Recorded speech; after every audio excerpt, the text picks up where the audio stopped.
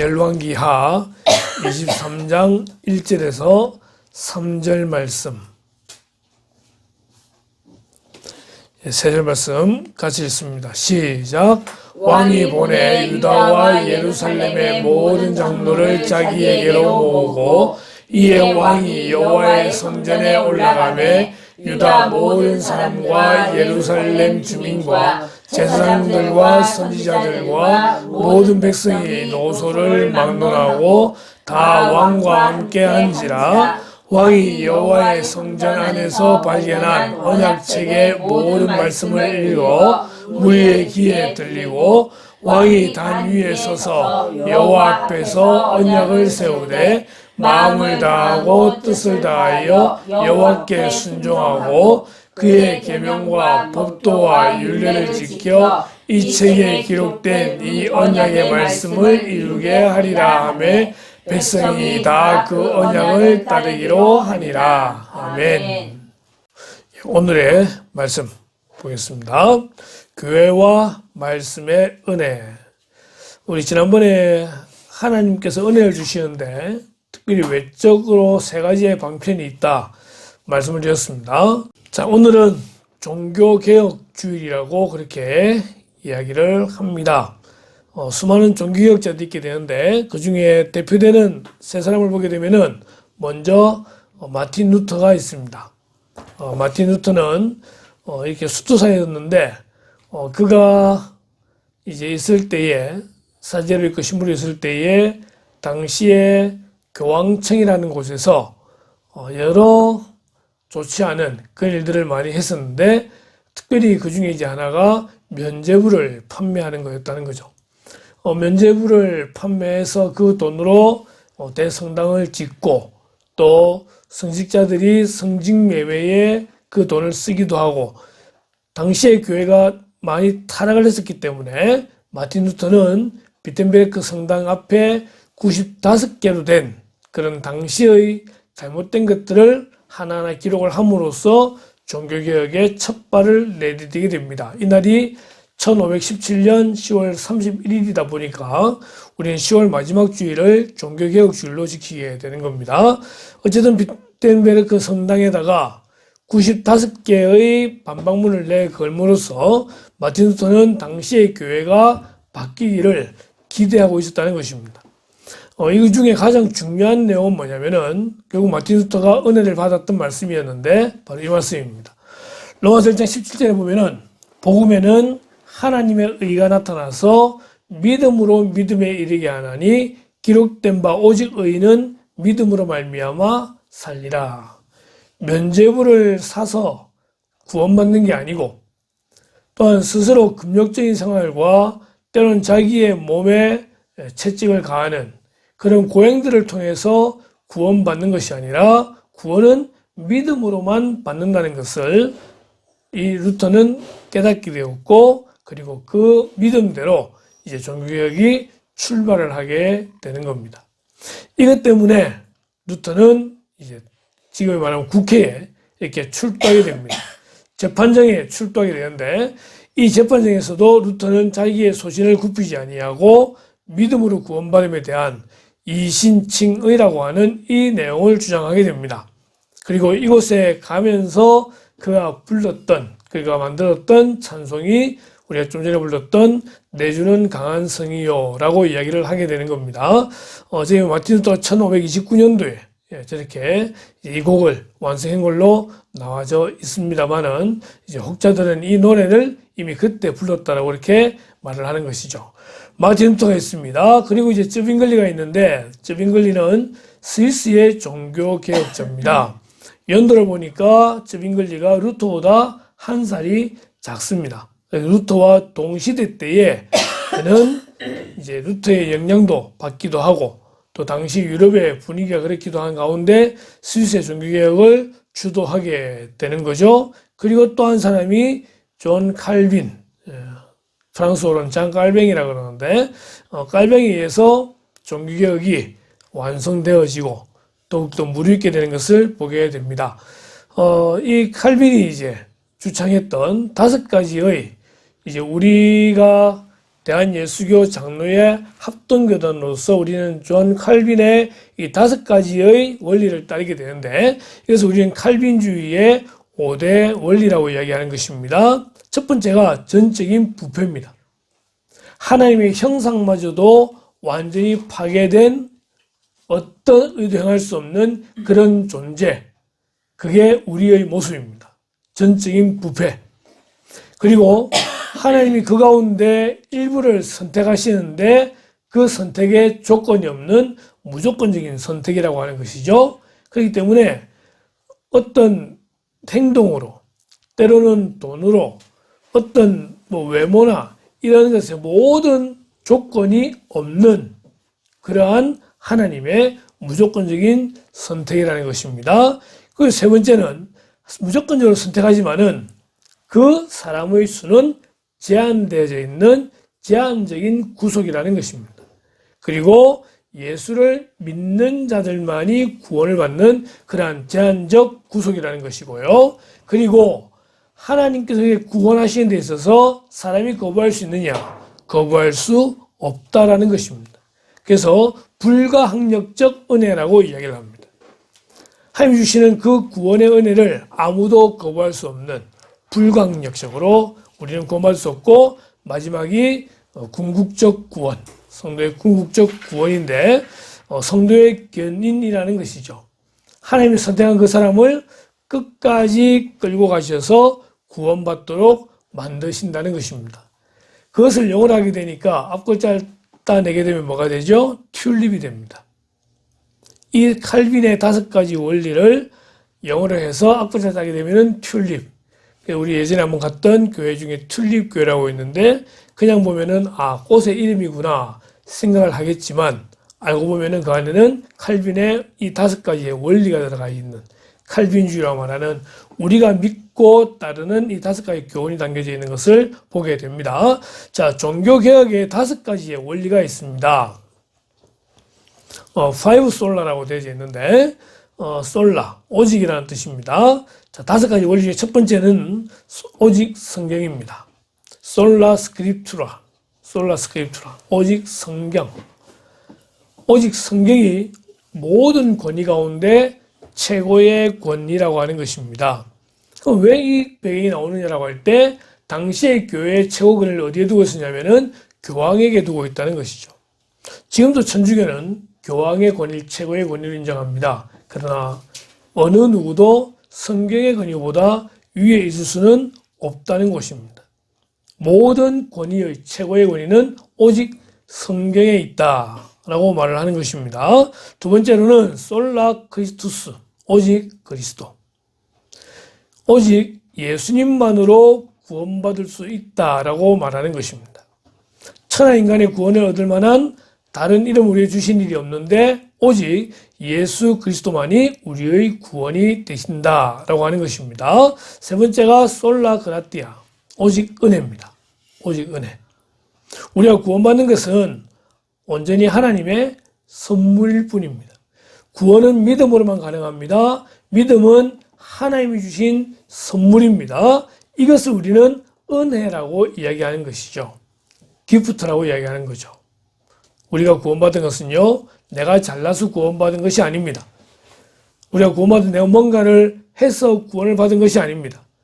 오로지 예수 그리스도의 공로를 덧입어서 우리가 구원받은 것이기에, 그래서 우리는 오직 은혜라고 이야기합니다. 연결해서 솔라피데, 오직 믿음입니다. 하나님이 내리시는 구원의 은혜는 오직 믿음을 통하여 받을 뿐이지 다른 어떤 것이 요구되지 않는다라고 하는 거죠. 오직 믿음만이 우리를 구원하게 되는 겁니다. 종교개혁의 출발점이 뭐라고 그랬습니까? 오직 의인은 믿음으로 말미암아 살리라. 당시에 잘못되어진 그런 모든 교회의 관행들에 일침을 놓으면서 오직 의인은 믿음으로 말미암아 산다. 구원은 믿음으로만 가능하다라고 하는 것이죠. 그리고 결론적으로 솔리데오 글로리아, 오직 하나님께만 영광을 돌리는 것입니다. 이 5가지가 종교개혁의 5가지 원리입니다. 자, 그런 가운데 오늘 특별히 다룰 내용은요, 바로 오직 성경입니다. 오직 성경. 자, 이 부분을 우리 좀 더 깊이 있게 다루길 원하는데, 오늘 본문으로 들어가게 되면은, 먼저 남쪽 유대 나라의 왕의 족보들을 볼 수가 있습니다. 이제 분열되기 전에 사울과 다윗과 그 다음에 솔로몬까지 통합 왕국으로 가고 있다가 그 다음 나라가 남쪽 유다, 북이스라엘로 나뉘게 되면서 남쪽은 르호보암, 북쪽은 여로보암이라는 그런 왕에 의해서 이제 계속 진행이 되어지게 되는데, 남쪽 유다는 마지막 끝나는 시드기야 왕까지 20명의 왕이 있게 되는데, 이때까지도 계속 다윗의 후손으로 왕족이 진행되어지게 되는 겁니다. 그 가운데서 빨간색은 악한 왕, 파란색은 선한 왕, 북이스라엘은 19명의 왕이 등장하는데 모두 다 빨간색입니다. 자, 그 중에 우리 오늘 살펴볼 왕은 누구냐면은 맨 마지막 줄 맨 앞에 있는 요시야 왕입니다. 이 마지막 줄 5명 가운데 유일하게 혼자 파란색이죠. 나라가 망하기 전에 마지막으로 선한 왕이 바로 요시야라는 왕이었다라는 것이고, 이 요시야는 앞에도 빨간색, 뒤에도 빨간색. 그의 아버지, 그의 할아버지, 그의 아들들 모두가 악했다라고 하는 것입니다. 그 가운데서 그나마 요시야는 선한 왕이었다라고 하는 것인데, 특별히 그 앞에 있는 두 왕, 므낫세와 그의 아버지는 아주 못된 그런 왕으로 볼 수가 있습니다. 자, 므낫세부터 먼저 보십시다. 므낫세가 왕이 될 때 나이가 12세라. 예루살렘에서 55년간 다스렸다는 것입니다. 55년간 다스렸기 때문에 정말 나라를 오랫동안 다스렸다 라고 생각할 수 있는데, 문제는 그 므낫세가 한 모든 것들이 어땠다? 여호와 보시기에 악했다라는 거예요. 악했다. 55년 동안 나라를 다스렸는데 그 왕은 악한 왕이었다라고 하는 것이죠. 그리고 이제 3절부터는 그가 했던 일들이 쭉 등장하게 되는데 보니까 산당을 만들고, 근데 이 므낫세의 아버지가 누구냐는 거죠. 히스기야입니다. 히스기야는 다윗에 이어서 그나마 전체 왕 가운데 두 번째로 나라를 잘 다스림을 잘 따랐던 그런 왕으로 볼 수 있는데, 그 아버지 히스기야가 죽고 난 다음에 아들 므낫세가 다시 산당을 다 복구시키고 바알과 아세라를 섬기고 일월 성신을 섬기고 흰놈의 골짜기에서 자기 아들을 불에 태워 죽이는 그런 제사를 지내고 신접하는 자를 박수 무당들을 더 높여주고 하는 이런 일들을 벌리게 되더라는 것입니다. 그 7절을 보니까 아세라 목상을 성전에 세우게 되는 그런 일을 벌리게 됩니다. 자, 그런 므낫세에 대해서 이렇게 이야기하죠. 유다왕 므낫세가 이 가증한 일과 악을 행함이 그 전에 있던 아모니 사람들의 행위보다 더욱 심하였고, 또 그들의 우상으로 유다를 범죄하게 하였도다. 아모리 사람들은 가나안 족속입니다. 가나안 족속은요, 죄를 상징합니다. 그들의 행위는 악했는데 그보다 더 심했다. 또 그들의 우상으로 유다를 범죄하게 하였다. 이것이 므낫세의 모습입니다. 흰놈의 골짜기에서 이렇게 생긴 우상에게 그 자식을 불로 태워 지냈던 그런 일들이 솔로몬 때도 있었는데 이렇게 다시 부활하게 되는 것을 보게 되는 거죠. 그리고 그의 아들이 아몬입니다. 이 아몬이 왕이 될 때 나이가 22세인데 예루살렘에서 2년간 다스렸더라. 너무 짧잖아요. 그러고 보니까 폭동이 일어나게 돼가지고 왕이 쫓겨나게 되는 그런 모습을 보게 됩니다. 그 이유는 보니까 아몬이 그의 아버지 므낫세의 행함같이 여호와 보시기에 악을 행하되 그의 아버지가 행한 모든 길로 행하여, 이게 좋은 길로 행하면 좋은데 영 아닌 길로 행하더라는 겁니다. 그의 아버지가 섬기던 우상을 섬기고 그것들에게 경배하고 그의 조상들의 하나님 여호와를 버리고 그 길로 행하지 아니하더니 결국은 반역자들에 의해서 죽임을 당하고 2년 만에 왕위에서 폐위되게 됩니다. 어쨌든 므낫세 55년, 아몬 2년에서 이 57년 동안 나라가 우상 숭배를 하면서 완전히 피폐해지게 되고 온 전체에서 나라가 그냥 피폐해져 있는 그런 모습을 보게 되는 이런 가운데에 요시야가 왕이 오르는데 나이가 8세라. 야, 8살 때 왕이 됩니다. 할 수 있는 게 아무것도 없죠? 그런데 그런 요시야가 31년 동안 나라를 다스렸더라고 말을 합니다. 자, 이 요시야는 어떤 사람이었느냐라고 할 때 그는 하나님 중심이었던 것을 보게 됩니다. 자, 2절 같이 읽습니다. 시작. 요시야가 여호와 보시기에 정직히 행하여 그의 조상 다윗의 모든 길로 행하고 좌우로 치우치지 아니하였더라. 아멘. 요시야의 중심이 어디 있었느냐? 하나님 중심이었다는 겁니다. 여호와 보시기에 정직히 행하였다. 사람의 눈에 들기 위해서 우리가 하는 행동들이 있습니다. 사람의 눈에 잘 인정받기 위해서 하는 행동들을 보게 되면은 정말 대단한 노력을 하는 걸 볼 수 있습니다. 그런데 그런 사람이 아닌 하나님 보시기에 정직히 행한다는 것은 그 중심이 하나님께 있을 때만 가능하다라고 하는 것입니다. 코람데오, 하나님 앞에서 행하는 그런 신전의식을 가지고 있었기 때문에 요시야는 이렇게 하나님 보시기에 정직하게 행할 수 있었다는 겁니다. 두 번째로 그는 그의 조상 다윗의 모든 길로 행했다라고 되어 있습니다. 다윗의 길이 무엇입니까? 그는 말씀 중심입니다. 하나님 중심입니다. 하나님을 기쁘시게 하는 그런 삶을 살았다는 것입니다. 혹 그가 죄를 지었다 할지라도 하나님께서 그 죄를 지적하실 때 회개하던 그런 신앙을 요시야는 가지고 있었다는 것이죠. 그 많은 왕들이 있었음에도 불구하고 굳이 성경은 다윗의 길로 행했다라고 말하고 있습니다. 다윗처럼 하나님을 사랑하고 다윗처럼 말씀을 사랑했던 사람이 없었다, 이래 말할 수 있는 거예요. 요시야는 그런 다윗의 모든 길로 행했습니다. 세 번째로는 좌우로 치우치지 아니하였다라는 것입니다. 좌우로 치우치지 아니하고 중심에 무엇이 있습니까? 하나님이 계셨고 하나님의 말씀이 있었다는 겁니다. 종교개혁의 기본 중심이 뭐냐면은 말씀이 가라는 대로 가고 말씀이 멈추라는 대로 멈추는 것, 이것이 종교개혁의 중심입니다. 좌도 아니고 우도 아니고 말씀대로 가는 거예요. 말씀대로 가는 거. 요시야는 그러한 삶을 살았고 그렇게 왕으로 있었다는 것을 보게 됩니다. 자, 왕이면은 최고의 권위고 최고의 결정권자입니다.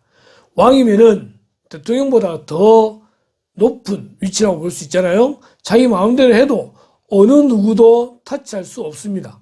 그런데 그런 요시야가 왕임에도 불구하고 자기 위에 누굴 둡니까? 하나님을 두는 겁니다. 그리고 자기가 왕인데도 불구하고 말씀대로 살려고 최선을 다했던 것을 보게 되는 거예요. 이것이 요시야의 신앙이었다라는 것입니다. 자, 그런 요시야가 처음으로 했던 사역이 무엇일까라고 할 때 바로 성전을 수리하는 것을 보게 됩니다. 요시야의 신앙, 성전 중심에 되어져 있는데 요시야 왕이 18째 해에 8살 때 왕이 되었으니까 26살 때였겠네요. 왕이 무술람의 손자 아살리아의 아들 서기관 사반을 여호와의 성전에 보내었다는 거예요. 자, 사반을 성전에 보내었어요. 뭐하러 보냈을까요? 그 내용이 쭉 등장한 다음에 7절에 보니까 곧 목수와 건축자와 미장이에게 주게 하고 또 제목과 다듬은 돌을 사서 그 성전을 수리하게 하라. 수리하게 하라. 성전을 위해 준비된 돈이 있으니까 그 돈을 가지고 성전을 수리하라. 수리하라. 그럼 중간에는 성전 수리가 안 됐다는 거예요. 누구에 의해서? 므낫세와 아몬에 의해서. 히스기야 때 성전을 수리하게 됩니다. 근데 다시 거의 60년 정도를 방치되어 있던 성전을 다시 수리하는 것이 요시야의 모습이었다는 것이죠. 요시야의 중심에 무엇이 있었느냐? 성전이 있었어요. 성전은 하나님을 만나는 장소였습니다. 하나님께서 특별히 성전을 지으시고 내가 여기에 임하겠다라고 말씀하셨던 것이죠. 그곳은 하나님이 거하시는 곳이에요. 그곳에 요시야의 마음이 가 있었습니다. 다윗이 성전을 지으려고 했죠. 비록 그의 아들 솔로몬 때 지었지만은 다윗이 지은 거나 마찬가지잖아요. 다윗의 중심에 무엇이 있었습니까? 하나님이 있었고 성전이 있었어요. 요시야도 그 성전의 마음을 또 보게 됩니다. 우리의 마음이 어디에 가 있어야 됩니까? 우리의 마음이 하나님께 가 있어야 되고 우리의 마음이 교회에 와 있어야 되는 거예요. 우리가 어디에 흩어져 산다 할지라도 우리의 마음은요, 교회에 와 있어야 돼요. 그래서 교회를 위해서 기도하고 교회를 바라보며 기도하고 교회에 와서 기도하고 하는 그런 기도의 집이 되어야 된다는 것입니다. 요시아는 성전 중심의 사람이었습니다. 세 번째로 그는 말씀 중심의 왕이었던 걸 보게 되는데요. 열왕기하 22장 8절에 보니까 이 성전을 수리하다가 대제사장 hil기야가 율법책을 발견하게 됩니다. 그 이전에 있었던 율법책이 성전에 그냥 파묻혀 있었는데 수리하다가 이것을 발견하게 되었어요. 그래서 그것을 사반에게 주었다라고 말합니다. 이 사반은 서기관이라고 되어 있어요. 서기관은 이 율법책을 또 다른 양피지에 옮겨 적는 그러한 사람을 서기관이라고 이야기합니다. 또한 율법책을 읽도록 내어주는 사람을 서기관이라고 이야기를 합니다. 그러니까 하나님의 말씀과 관계되어 있는 가장 가까운 사람이 서기관이에요. 그래서 사반이 그걸 이제 읽게 되죠. 읽는데 이 책을 읽어주는 가운데에 요시야가 그의 옷을 찢었다는 것입니다. 왕복입니다. 이 왕의 옷을 찢어버렸어요. 왜요? 그 말씀 듣는 가운데 자기의 죄가 드러나게 되어지고 하나님의 말씀을 듣게 되면서 회개하는 그러한 모습을 보이게 되더라는 겁니다. 왕이 율법책의 말을 듣자 곧 그의 옷을 찢으니라. 이 말씀의 내용이 무엇일까? 바로 그것은 이 남유다가 하나님의 말씀대로 순종하지 아니하고 우상을 숭배함으로써 하나님의 저주를 받는 그런 내용이 기록되어 있더라는 거예요. 결국 이 왕은 이 말씀을 듣고 운 다음에 자기만으로 끝나는 것이 아니라 모든 백성을 다 모으게 됩니다. 그리고 그 말씀을 읽어서 무리의 귀에 들려주게 되죠. 지금 말하면은 부흥회가 일어나고 있는 겁니다. 왕이 단위에 서서 여호와 앞에서 언약을 세우되 마음을 다하고 뜻을 다하여 여호와께 순종하고 그의 계명과 법도와 율례를 지키며 기록된 이 언약의 말씀을 이루게 하리라 하매 백성이 다 그 언약을 따르기로 하니라. 먼저 은혜를 받아야 돼요. 보십시오. 요시야가 먼저 은혜를 받았잖아요. 왕이 율법책의 말을 듣자 곧 그의 옷을 찢고 회개하고 그가 다시 바르게 선 다음에 백성들에게 말씀을 전하게 되었을 때에 결국은 그 말씀을 백성이 다 따르게 되더라는 것입니다. 이 말씀이 선포되고 난 다음에 결국은 그것이 행함으로 이어지게 되는데 요시야의 종교개혁을 보십시다. 이 종교개혁을 보니까 바알과 아세라와 하늘의 일월 성신을 위하여 만든 모든 그릇들을 여호와의 성전에서 내다가 예루살렘 바깥 기드론 밭에서 불살랐다고 되어 있어요. 어디에서요? 여호와의 성전에서 꺼냈어요. 그럼 그 성전에 무엇이 있었느냐? 바알과 아세라와 모든 일월 성신을 섬기기 위해서 만든 그릇이라는 거예요. 그릇에 우상들이 그려져 있고 새겨져 있고 또한 그것에 제사하기 위해서 만든 그런 그릇들이 어디에 들어가 있었다고요? 성전에 들어가 있었다는 거예요. 하나님이 거하시는 성전에 들어가 있던 그 모든 것들을 내다가 밖에서 불살랐다라고 되어져 있습니다. 그리고 이런 우상들에게 제사를 지냈던 제사장들, 옛날에 유다 왕들이 세워서 유다 모든 성읍과 예루살렘 주위의 상당들에서 분향하며 우상을 섬기게 한 제사장들을 패했다고 되어 있어요. 바알과 해와 달과 별대와 하늘의 모든 별에게 분향한 자들을 패했다고 되어져 있어요. 지금 우리나라에 많은 부분들이 문제가 되고 있는 것 중에 하나가 예전에 우리나라 해방되고 난 다음에 일제치하에서 부역했던 친일파들을 처벌하지 못했던 것 때문에 지금의 대한민국이 힘들어져 있다라고 하는 그런 이제 이야기가 있잖아요. 그때 처단을 했었어야 돼요.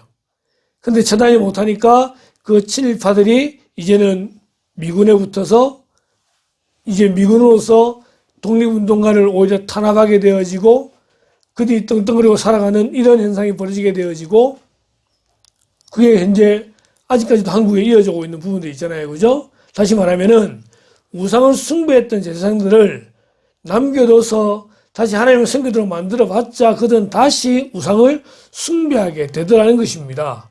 그래서 그들을 완전히 폐해 버렸다라고 하는 거예요. 우상도 문제지만 우상을 섬기게 한 사람도 문제가 된다는 것입니다.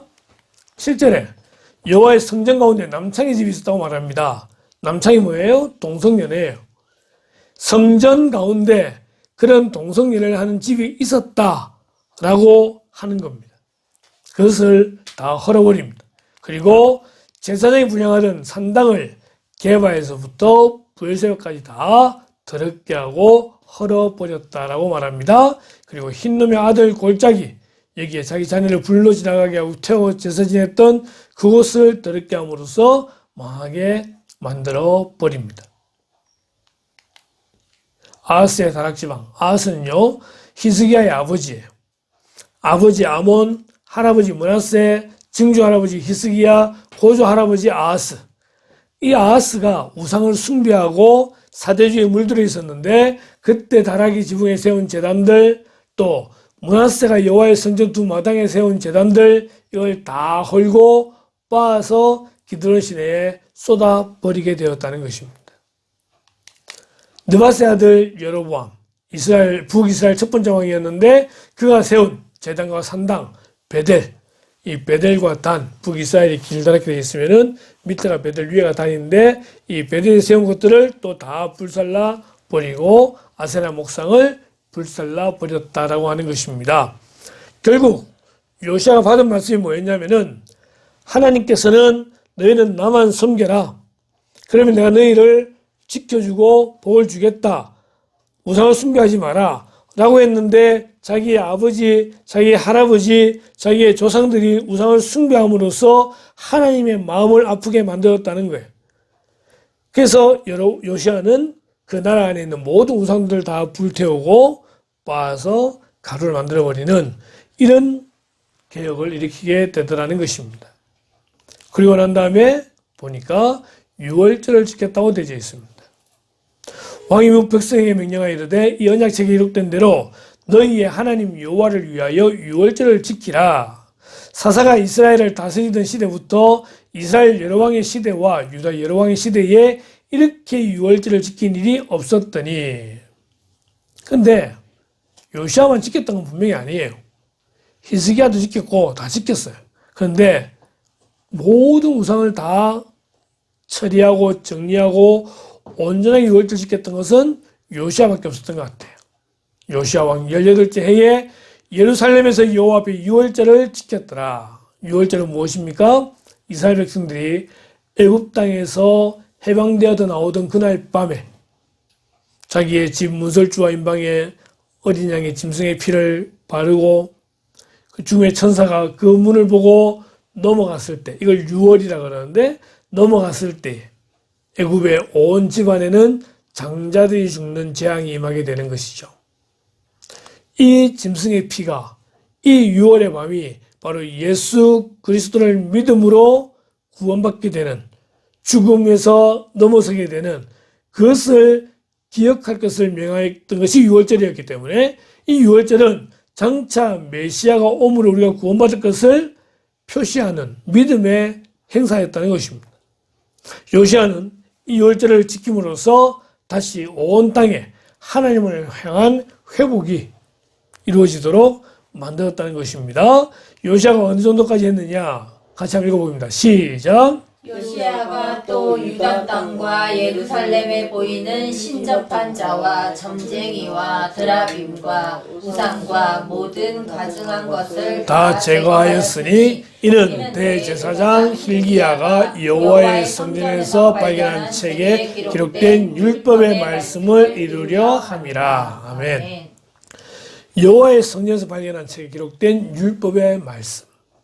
그것 때문에 유다 땅과 예루살렘에 보이는 신접한 자, 점쟁이, 드라빔, 우상, 모든 가증한 것들을 다 제거하였다. 드라빔이라는 것은 가정에 두고 있는 신주단지 같은 거예요. 그런 것들을 다 제거하였다고 말합니다. 그런 요시야에 대해서 성경이 이렇게 평가합니다. 요시야와 같이 마음을 다하며 뜻을 다하며 힘을 다하여 모세의 모든 율법을 따라 여호와께로 돌이킨 왕은 요시야 전에도 없었고 후에도 그와 같은 자가 없었더라. 하나님 중심, 성전 중심, 말씀 중심이었던 요시야. 그리고 그 말씀을 받은 것으로 끝나는 것이 아니라 그 말씀대로 순종했던 그런 요시야에 대해서 성경은 이렇게 평가하고 있습니다. 마음을 다하며 뜻을 다하며 힘을 다하여 모세의 모든 율법을 따라 지켰던 그런 왕. 이전에도 없었고 이후에도 없었던 그런 왕이라는 평가를 듣게 되는 겁니다. 오늘 제목이 교회와 말씀의 은혜라고 되어 있는데요.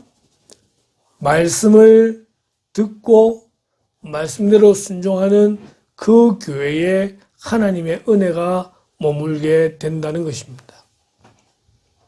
요시야의 이런 종교개혁의 출발점은요, 바로 성경 말씀에 있습니다.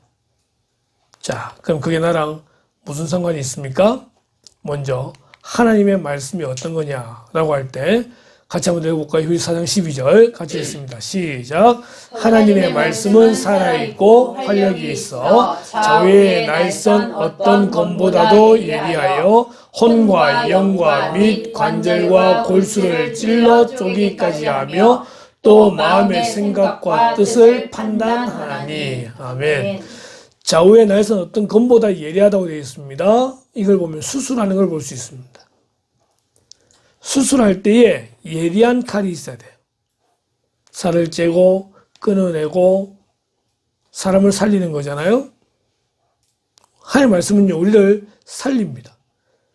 그것이 우리의 혼과 영과 관절과 골수를 찔러 쪼개어서 하나님의 사람으로 변화되게 만들고 살게 만드는 것이 바로 하나님의 말씀인 성경이라는 것입니다.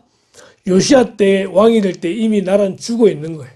그런데 하나님의 말씀으로 또 그 말씀에 순종한 요시야 왕을 통하여 다시 유다 나라가 회복되어지게 됐다는 것입니다. 우리 개인이 변화될 때 무엇이 있어야 되느냐? 하나님의 말씀이 있어야 됩니다. 말씀만이 사람을 변화시키고 말씀만이 우리를 살리게 되는 것입니다. 이 말씀에 대하여 소위르문답 90문이 이렇게 묻습니다. 하나님의 말씀을 어떻게 읽고 들어야 효력이 되어 구원을 얻는 방도가 되는가? 라고 할 때에 세 가지 이야기합니다. 하나님의 말씀이 우리로 하여금 구원을 얻게 하는 방도가 되게 하려면 마땅히 부지런함과 예비함과 기도함으로써 생각하며 믿음과 사랑을 우리 마음에 두고 행실에 나타낼 것이다. 부지런함, 예비함, 기도함, 그리고 그것을 결국 행동으로 표현하는 건데, 부지런함에 대해 이야기할 때에 베레아 사람을 말할 수 있습니다.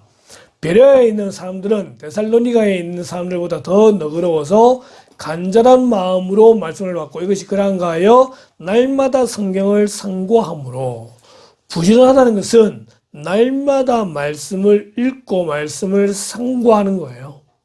이것이 부지런함이에요. 지난 월요일 서울 갔다가 화요일 내려오는데 지하철을 탔는데 한 분이 옆에 앉아서 책을 보더라고요. 생명의 삶, 큐티 책을 보는 거예요. 큐티 책을 보든 성경 말씀을 보든 시간이 될 때마다 성경을 보면서 그 말씀에 대한 부지런함이 있을 때에 우린 그 말씀을 통하여 효력을 볼 수가 있다는 것입니다. 억지로 읽는 것도 중요해요. 본문을 읽고 보는 것도 중요해요. 중요한 것은 계속적으로 말씀을 보는 부지런함이 있어야 된다는 것입니다. 두 번째로는 예비함입니다. 말씀에 대한 준비가 있어야 돼요. 사도행 10장 고넬료를 보니까 내가 곧 당신에게 사람을 보내었는데 오셨으니 잘하였나이다. 이제 우리는 주께서 당신에게 명하신 모든 것을 듣고자 하여. 말씀을 대할 때에 말씀을 받을 준비가 되어져 있어야 된다는 것입니다. 이 말씀을 대할 때 야고보서는 이렇게 말합니다. 그러므로 모든 더러운 것과 넘치는 악을 내버리고 너희 영혼을 능히 구원할 바 마음에 심어진 말씀을 온유함으로 받으라. 먼저는 버리는 게 있어야 됩니다. 모든 더러운 것과 넘치는 악을 내어버리라. 심령이 가난한 자가 복이 있습니다. 내어버리고 너희 영혼을 구원할 바 마음에 심어진 말씀을 온유함으로 받으라. 받을 준비가 되어져 있어야 되는 거죠. 컵이 있는데 이 물을 받으려고 할 때에 컵을 바로 넣어야지. 뒤집어 놓으면 어떻게 됩니까? 물 다 새버리고 말잖아요. 이 바로 넣는 이 마음, 이것이 준비되는 마음이에요. 하나님의 말씀이 주어질 때 그 말씀을 받아들일 마음의 준비를 갖추어야 되는 거예요. 그래서 우리는 한 주간 내도록 말씀을 받을 준비를 하면서 하루하루를 살아가게 되는 것이죠. 또 준비함에 대해서 버리라는 말이 또 나옵니다. 모든 악독과 모든 기만과 외식과 시기와 모든 비방하는 말을 버리고, 먼저 버리고, 그 다음에 가나아기를 같이 순전하고 신령한 것을 사모하라. 사모하라. 말씀을 사모하는 거예요. 오늘은 어떤 말씀이 주어질 것인지, 성경을 대할 때 오늘 나에게 하나님은 어떤 말씀 주실 것인지를 준비하고 사모하는 마음으로, 예비하는 마음으로 있을 때에 하나님이 우리에게 은혜를 주시게 되더라는 것입니다. 마지막 세 번째는 기도함입니다. 데살로니가 후서에 보니까 끝으로 형제들아 너희는 우리를 위하여 기도하기를 주의 말씀이 너희 가운데서와 같이 퍼져나가, 주의 말씀이 퍼져나가도록 영광스럽게 되도록 우리에게 적용되어지도록 기도하라는 거예요. 그래서 말씀을 읽기 전에 우리는 뭐한다? 기도한다. 그리고 기도하기 전에 뭐한다? 말씀 읽는다. 말씀 가운데 기도 제목을 찾고 기도 가운데 또한 말씀을 받는 이런 삶이 이루어져야 되는 것입니다. 우리가 또 왜 기도해야 됩니까? 성령의 역사가 있기 때문에 그렇습니다. 성경은 사사로이 풀 것이 아니라는 거예요. 사사로이 풀 것이 아니라 언제든지 삶의 뜻이 아니요 성령의 감동하심을 받은 사람들이 하나님께 받아 말할 것이기 때문에 이 말씀을 제대로 풀어내기 위해서 우리는 기도해야 되는 거예요. 기도해야 말씀을 바로 받을 수 있고 바로 풀 수 있지, 기도하지 않으면은 잘못된 길로 빠져나가게 되는 것입니다. 이단이 왜 이단이냐면은 자기의 생각대로 성경을 풀기 때문에 이단이 되는 거예요. 자기 생각대로 풀다 보니까 예수님이 구원자가 아니라 그 자기들의 교주가 바로 구원자가 되더라는 것이, 이것이 이단이 되는 것입니다. 기도해야 합니다. 말씀을 읽기 전에 기도해야 말씀을 제대로 풀어낼 수가 있다는 것입니다. 부지런함과 예비함과 기도한 다음에 무엇이죠? 결국은 행실로 나타내는 겁니다. 결국은 말을 듣고 행해야 된다는 것입니다. 마태복음 7장에 보니까 산상수훈의 결론입니다. 누구든지 나의 이 말을 듣고 행하는 자는 그 집을 반석 위에 지은 지혜로운 사람 같으리니 비가 내리고 창수가 나고, 창수가 등장하네. 바람이 불어 그 집에 부딪히되 무너지지 아니한다라고 하는 겁니다. 아니한다. 결국은 이 모든 말씀을 듣고 행하지 아니하면은 모래의 집을 지은 사람같이 어리석은 사람이 되고 마는 것이고, 행하는 자는 반석의 집을 지은 지혜로운 사람 같게 된다는 것입니다. 하나님의 말씀, 교훈을 주시는 방편입니다. 첫 번째 방편입니다. 이 말씀을 우리는 항상 받을 준비를 하고 말씀을 대함으로 말미암아 은혜를 누리는 그런 손 되시기를 주님의 이름으로 축원합니다. 기도하겠습니다.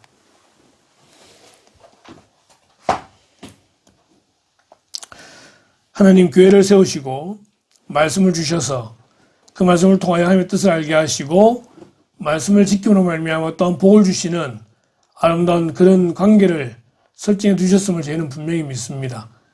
하나님, 오늘 성경 말씀을 통하여 요시야 왕이 말씀을 듣고 그대로 순종함으로써 하나님께 영혼 돌렸던 그런 모습을 보게 되어지는데, 우리가 그 모습을 따르는 자가 되게 하시고 날마다 말씀을 대할 때 부지런함과 예비함과 기도함으로 말씀을 대하게 하시고 받은 말씀에 순종함으로 말미암아 요시아와 같은 그런 자들 될 수 있도록 하나님 인도하여 주시기를 원합니다. 하나님, 교회가 부패했다고 말하고 그로 말미암아 나라가 부패한 이 상황 가운데서 다시 교회가 말씀으로 회복되는 그런 대한민국 될 수 있도록 인도하여 주시기를 원합니다. 교회가 먼저 말씀으로 회복됨으로 말미암아 이 세상이 바뀌어지게 하시고 하나님의 나라가 되는, 성시화되는 대한민국 될 수 있기를 간절히 소원합니다. 하나님, 오늘도 여전히 이슈를 가지고 모여서 또한 이렇게 하나님의 뜻이라고 말을 하지만 어쩌면 하나님 뜻보다 본인들의 의견들을 가지고 하나님을 오히려 방패막이로 삼는 그런 일은 아닌지 돌이켜보게 하시기를 원하오며, 온전히 모든 일들 가운데 진정함의 뜻만이 드러나게 되는 그런 이 땅의 교회가 될 수 있도록 인도하여 주시기를 간절히 소원합니다. 하나님, 참으로 여러 가지 상황 가운데 지혜가 필요합니다. 하나님의 인도하심이 필요합니다. 주님, 보여주시고 그 말씀에 순종한 자들 될 수 있도록 인도하여 주시길 원하올 때 이 모든 말씀을 예수님의 이름으로 기도드리옵나이다. 아멘.